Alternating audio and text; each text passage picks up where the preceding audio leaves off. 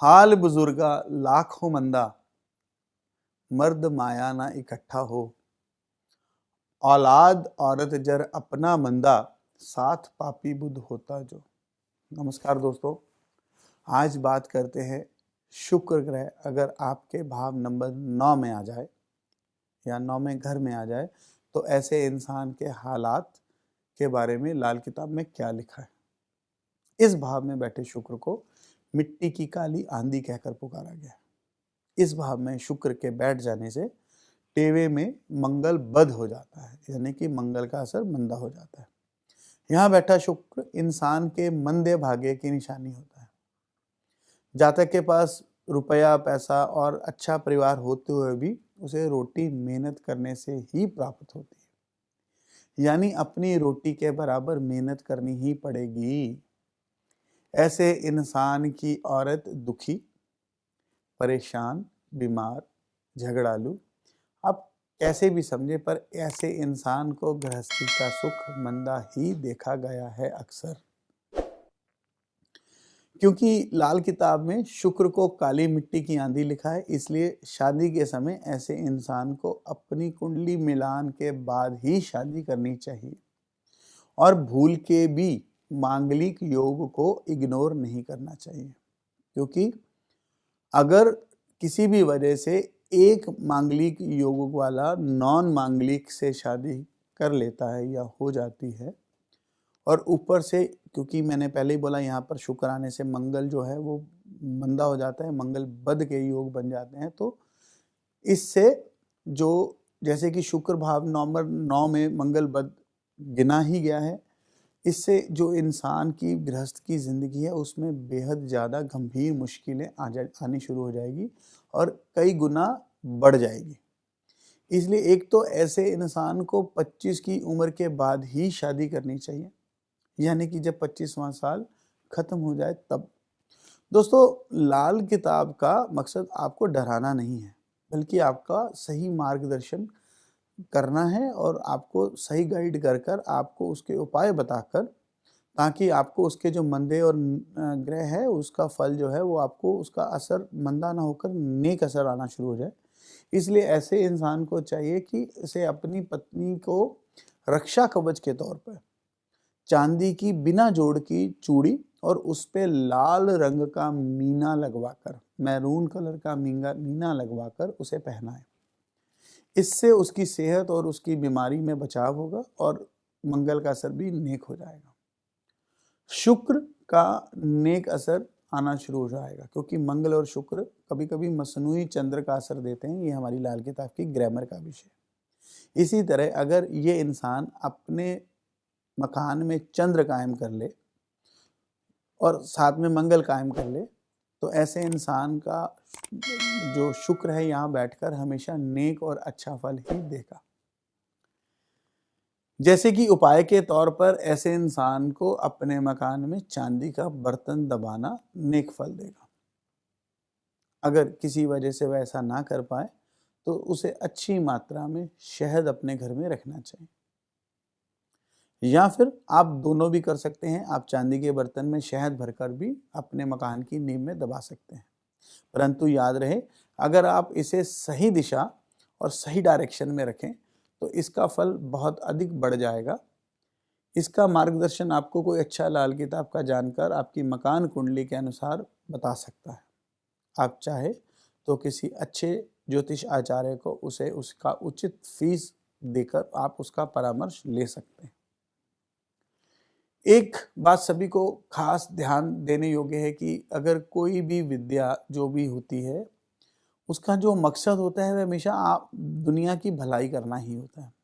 जैसा कि आपको मैंने पहले भी बोला है कि अगर ये इंसान 25वें शादी कर ले तो बर्बादी होगी। पर सिर्फ यही नहीं, बल्कि अगर ऐसा इंसान उसी उम्र में गायें खरीद ले, अब खाली शादी ही विषय नहीं है, उस उम्र में शुक्र की कोई भी आशिया इसके घर में आ गई, जैसे कि गायें खरीद ले, तो भी इसके घर में वही असर आएगा जो शादी के समय आएगा।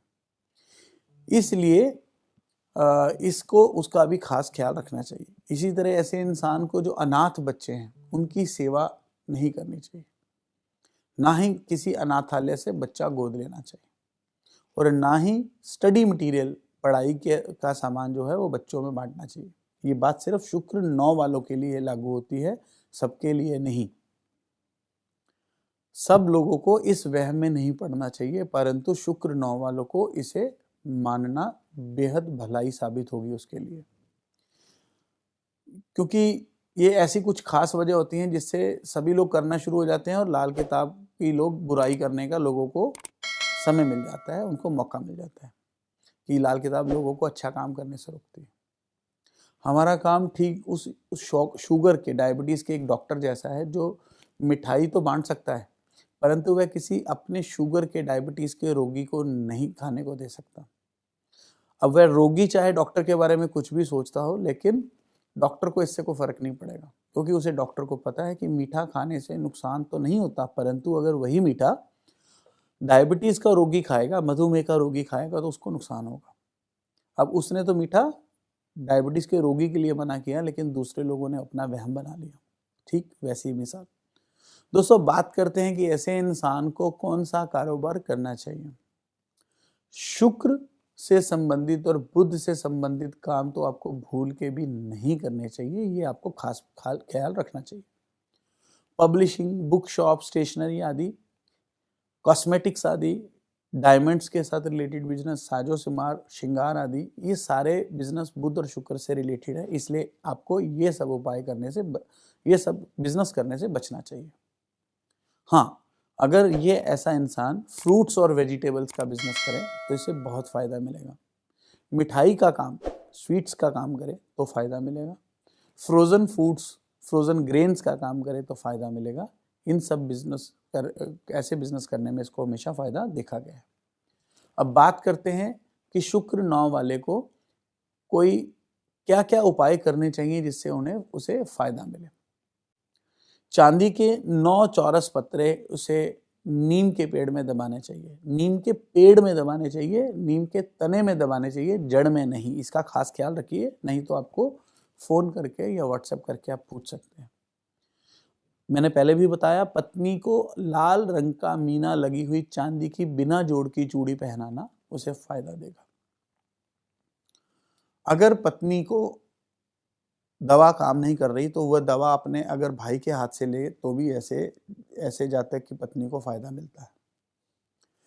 ऐसे इंसान को तीर्थ यात्रा नेक फल देती है, अक्सर इसे करते रहना चाहिए। ऐसे सिर्फ शुक्र 9 वाले इंसान को चाहिए कि वह अनाथ बच्चों की सेवा हरगिज ना करे, ना ही उन्हें किसी तरह से एजुकेशन से संबंधित मटेरियल या किसी तरह के प्रोडक्ट्स, किताबें, पेंसिल वगैरह दान में दे। दोस्तों, मेरी कोशिश हमेशा यही रहती है कि आपको लाल किताब के हर पहलू से आपकी जो जान पहचान है वह मैं करवाऊं। शुक्र प्रेम का और लग्जरीज का भी सूचक है, आपके जीवन साथी का भी है। इसलिए आपको या आपके परिवारजनों को, आपके अपनों को मैं ये जानकारी देना चाहूँगा कि आपको कुंडली मिलान के बिना शादी नहीं करनी चाहिए। कभी कभी ऐसी शादी जो है वह बेमानी हो जाती है और कई बार जीवन साथी से अलगाव, विदाई, उस पे या खुद पे जानी माली नुकसान ऐसे देखने में आया है कि उन्हें अक्सर झेलने भी पड़ते हैं। और कभी कभी तो ऐसे योग बनते हैं कि जिससे खुद की बजाय ये नुकसान ससुराल में तबाही पैदा करते हैं। ऐसे एक दो नहीं, सैकड़ों योग लिखे हुए हैं लाल किताब में और उनका पूरे विस्तार से वर्णन भी किया गया है।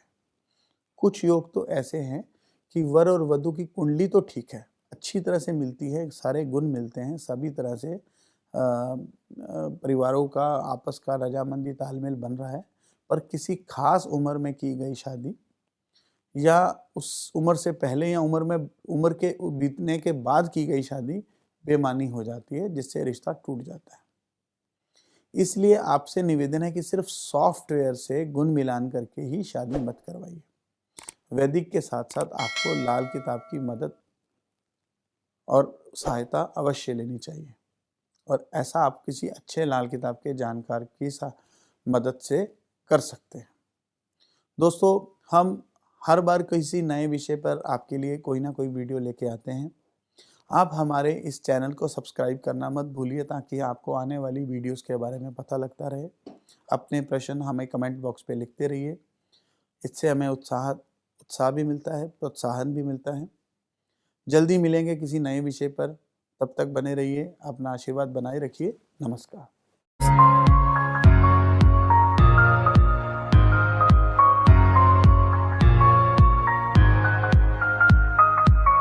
फेसबुक पर देख रहे हैं तो वीडियो को लाइक और शेयर करें।